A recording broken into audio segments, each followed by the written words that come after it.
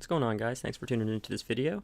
So I just want to talk about something that is discussed often, but I don't feel in an articulate way. I think everybody's very emotional when this is often brought up, so I'm hoping that I could try to see both sides of the argument, and then maybe together we can all come to a conclusion that makes the most sense for all of us, and that's what's the problem with the current state of PvP.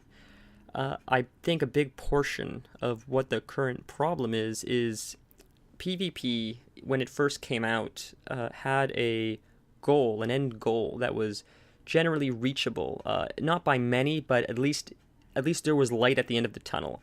You knew you could be a Grand Master, a High War Chief, and obviously that was maybe 1% of the population when PvP and Battlegrounds first started in vanilla World of Warcraft. But the fact that it was still there showed people that all of this progression and all of this grinding eventually leads to something. People would say, well, I mean, you still have your prestige system, so that's like the same thing. It is, but it doesn't carry with it the same weight. Number one, the prestige system is a huge grind fest. Like you could barely play in Battlegrounds, just enough to not get kicked out for being AFK, and you'll still get prestige by winning or losing. So as long as you have a bot that's smart enough to not get kicked out of Battlegrounds, you'll still progress in the system. To me, that seems a little bit broken. What I feel people desire in this game, and something that I feel would encourage people to engage more in Battlegrounds, especially random Battlegrounds, is a system that allows people that put forth more effort to achieve greater rewards. And you say, well, you know, there's 3v3. Go do rated Battlegrounds, go do 3v3.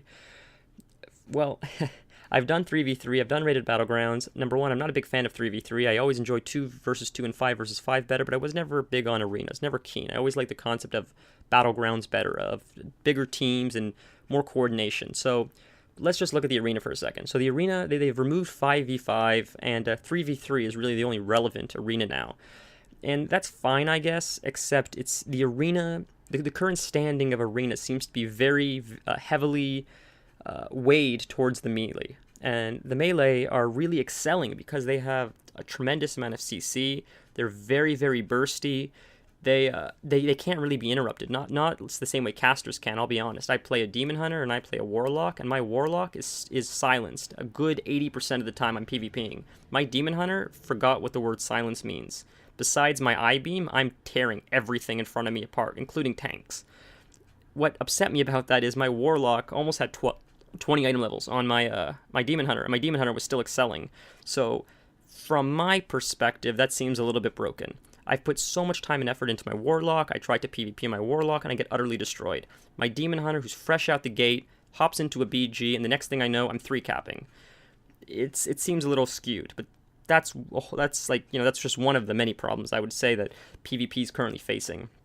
Another reason why I feel there's a big lack of engagement is the prestige system is sort of going nowhere. And I know you, like, Blizzard employees say, well, you're getting higher, you're getting more ranks, and you get that neat little symbol by your name when you're flagged for PvP.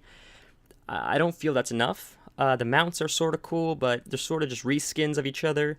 The titles are okay, but it doesn't have the same weight that even world quests give you. Like, by doing world quests, if you're lucky enough to open one of those emissary bags, you get a mount you get nowhere else. That Stormheim dragon, you can't get that model, I believe, anywhere else except for there. So from my perspective, from a vanity perspective, there's a lot more incentive to just do Stormheim world quests to get that dragon than to do the PvP.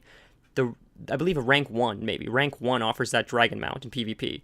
There's like the amount of people that are actually going to achieve rank 1 in arena is minimal, very minimal. You have to play this game like a full-time job, plus more, to achieve rank 1.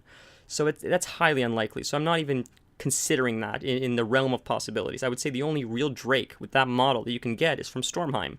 So that leaves us back to PvP. What does PvP really offer?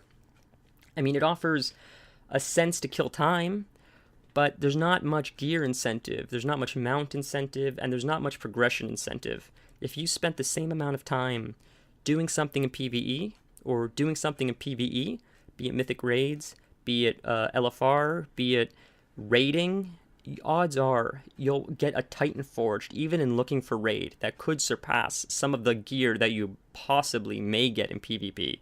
Even if it's rated PvP, often the gear in rated PvP is subpar to the PvE gear.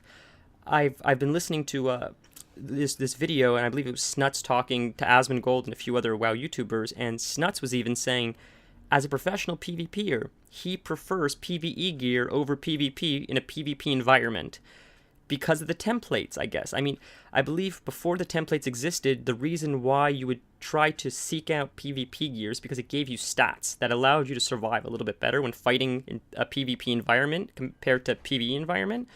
But now that there's stat templates, the PvP gear doesn't hold as much relevance. So a lot of people are just going really focused on PvE, and then they just hop into a PvP scenario and they just kill all the PvP players because they're extremely geared and they have that one up on the PvP players. So before, when there used to be a divide between PvP and PvE, now it seems like the PvE players are doing what they always do. They're gearing out in PvP, and then they're stepping into a realm which is not their realm of existence, and they're still owning because their gear holds more merit than the people who are grinding it out in PvP. You have to understand from the PvP player's perspective, there's not much incentive to want to excel in a system where no matter how hard you try, you're always going to be playing second fiddle. These are very big issues that I feel are going unnoticed. Another big thing is people talk about how one side of factions are winning more than other side of factions. I was just reading this on the WoW forum. Someone was saying that Horde always wins, Alliance always loses. I play Horde and I play Alliance almost equally. I have to say, you got pretty crappy people on both sides. It's mostly just about coordination and communication, which people really don't like to do, especially in rated battle or random battlegrounds. This could be because you feel the people you're associated with are incompetent, who knows why. But if you go out the gate assuming, it's never going to work. So you're going to have to try your best to coordinate with what you have. Let's say only half your team is coordinated. If the other team is completely all over the place, just try to coordinate with the 5 people you have and you still may come out ahead.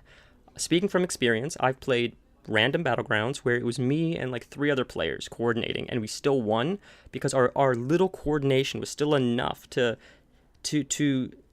get to the other team. And even if our team was fumbling around, if we coordinately go after the healer and then go after the flag carrier, it may be just enough for our team to just sort of figure it out and fumble and get us a win.